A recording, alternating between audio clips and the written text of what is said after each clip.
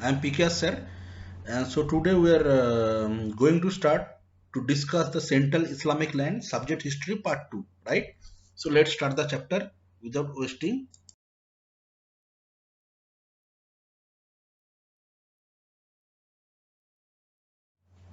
So here we'll talk about the Umayyad dynasty and the centralizations of the policy. So you can see that Umayyad dynasty founded by the Muawiyah in the year of 661, and it was continuing up to 750 CE, right? But Umayyad state was an imperial power, okay, and it was no longer based directly on Islam, but definitely that loyalty was there to the Syrian troops, and even Umayyad Khalifa appointed Christian, Zoroastrian, and other religious people into their administration. That was for the first time in the Caliphate region. Okay, and Umayyad always appealed for the good, that unity and suppress rebellions in the name of the Islam. And they wanted to represent their Arabian identity. So that's why one of the great Khalifa in Umayyad dynasty, he was known as the Abd al-Malik. Okay, and Abd al-Malik, adopted Arabic as the language of the administrations. Okay, and he introduced the Islamic coinage like the Roman Empire did. Okay, and the coin now carried Arabic inscriptions. Abd al-Malik also made the development of Arab Islamic identity by building the dome. You can see the picture in your book. Followed? So it's all about the Umayyad dynasty, which is described in your book 661, and it was continuing up to 750 CE. Followed? Now start another. The Abbasid Revolution. You know that the successor or the success of the Umayyad dynasty was the centralizing. They're centralizing the Muslim polity, but definitely, they had put a heavy price because a well-organized movement. It was known as the Dawa, and it was against the Umayyad and replaced them with another family of the Meccan origin. Okay, that family known as that Abbasid in the 750 CE. And many people were, that angry with the behavior of the Umayyad Khalifa and their activities because they promised something and they didn't do that, right? So that's why people also wanted, like Iran, Syria, they also wanted to break this identity, to break this unity. Now, the Khurasan people also dislike the Umayyad regime. Okay, and because Umayyad Khalifa, made promise of tax concession and privileges, but which was never fulfilled. Now this Abbasid, they were the descendants of the Abbas. Abbas was the name of the uncle of the Prophet Muhammad, belonged to the Quraysh family, right? Now we have seen that under the Abbasid rule, Arabian influences decline.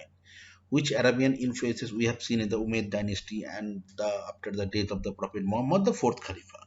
But here, Arabian, that Arabian identity, or you can say that Arabian influences decline, and importance grown for the Iranian culture. Okay, and Abbasid also established their capital, or you can say that transferred their capital to the Baghdad, right?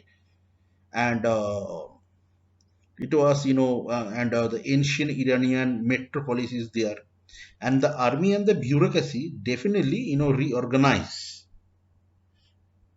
on the non-tribal basis, and they wanted to ensure for the greater participation by the Iraq and the Persian. Okay, and Abbasid rulers, you can say, or Khalifa, you can say, that strength their religious, status and functions of the Caliphate and patronize the Islamic institutions and the schools. Okay, so it was quite different from the Umayyad dynasty. And the Abbasid appealed to the dissatisfied Arabians or Arabs people of the Persia and to the Mawali of the region, and thanks to their descent from the Muhammad to the Shiites. Shiites means Muslim religion has been divided according to their ideology into two parts, Shia and Sunni, right?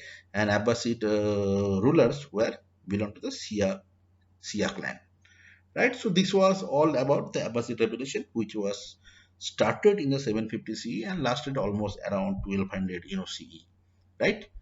So I hope you understood. So turn to the next portion, right? That the point is break off of the caliphate and the rise of the sultanate. Now Abbasid was ruling, but in 8110 a civil war broke out between the supporter of the two brothers, Aminant Mamun, sons of Caliphate Harun al-Rashid. And in this way, we have seen that the factionalism and different kind of small state or state of power originated, and we have seen the third ethnic group or third power bloc, that was the Turkish slave officer, right? Before that, one was Arabian, another one is Iranian during the Abbasid revolution, and third one is the Turkish power, to Turkish slave. Actually, they were the slaves and they were working as the soldiers in the Caliphate regions, but according to their performance, their capability, they became the main power bloc after the Iranian. And number of minor dynasties, arose. I have told you after 8110, such as the Tahiri, Samanid in the Khurasan area, and definitely the Transjordania area, or Tulunid in the Egypt and Syria. So Abbasid power soon limited to the Baghdad only.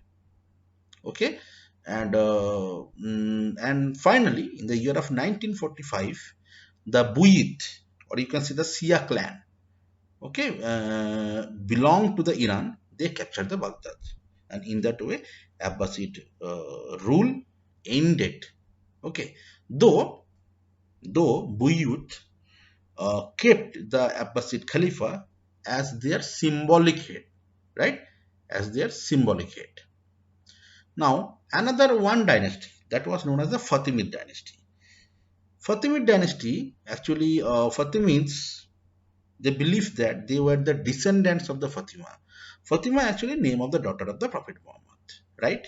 And they claim that they had only the sole power to rule over the Muslim world. Okay, and their base was in North Africa. Okay, they conquered Egypt in 969 and named the capital Cairo. Okay, so this dynasty was known as the Fatimid Caliphate, right? So in this way, we have seen several minor dynasties arose after 8110.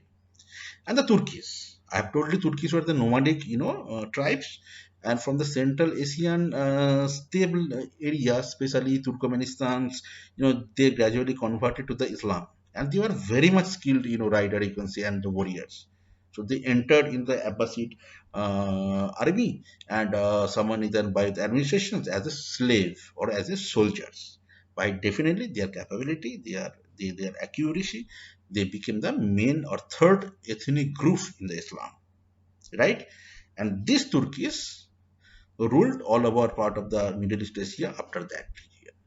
So that was the breakup of the Caliphate and the rise of Sultan system. So we'll discuss about the rise of Sultan system. But let me tell you that when minor dynasties originated, so politically definitely Muslims were divided, but definitely they were united by religious, because their belief was same.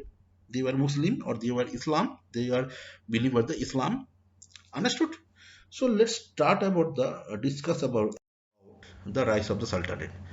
Okay, so I have told you the Turkish power bloc is the third ethnic group who became the main power bloc after the Abbasid. So Ghaznavid Sultanate was the established by Alaptagin 961. He was the first man.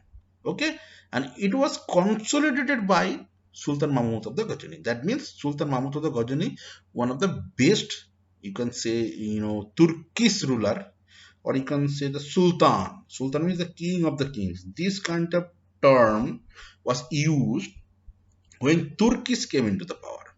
Okay, and Ghaznavid was the foundation, and Ghaznavid obviously was a military dynasty was a definitely their professional army of Turkish and Indians. That was very interesting because Indian people were very very skills riders, and then that's why they in every part of the world they had a demand for the Indian soldiers.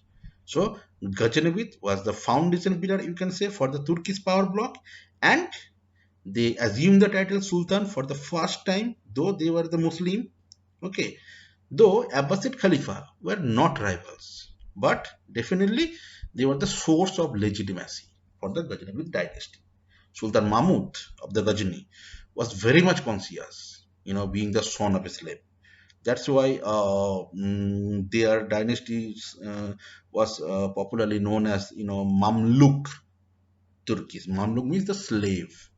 Okay, and definitely Khalifa was willing to support the Sunni Ghazanid because Khalifa had seen that the power of the Khalifa also reduced. So that's why Khalifa also needed the support. So that's why Khalifa supporting the Sunni Ghaznavid dynasty, and the Seljuk Turkish entered Turan as soldiers, and then they became, I have told you, the main power bloc. So, taking the advantages of the chaotic situations after the death of the Muhammad Ghazani, he died on 1130, 1030. Seljuk Turkish conquered Khorasan 1037 AD. Okay, and made Nisapur their first capital. And then they turned to the next attention to the Western Persia. That Western Persia means the Western Iran and the Iraq in the 1055 AD. And finally, they restored Baghdad to the Sunni rule. Before that, Fatimid dynasty was ruling there, and they were, Shia clan. Okay, and in that time, Khalifa Al Queen, he conferred that Tugril Bek, that the title of Sultan. So it was the first time that Seljuk Turkey assumed the title of the Sultan. Sultan means the king of the kings. In this way, Ghaznavid Sultanate system originated in the Muslim world, and later on they ruled all over part of the India and the Middle East Asia. That was the story. Understood? So I hope you have understood. And if you have any queries, any problems, definitely you can ask me. You have my WhatsApp number. And next day we'll continue this chapter. What is written in your book. Thank you.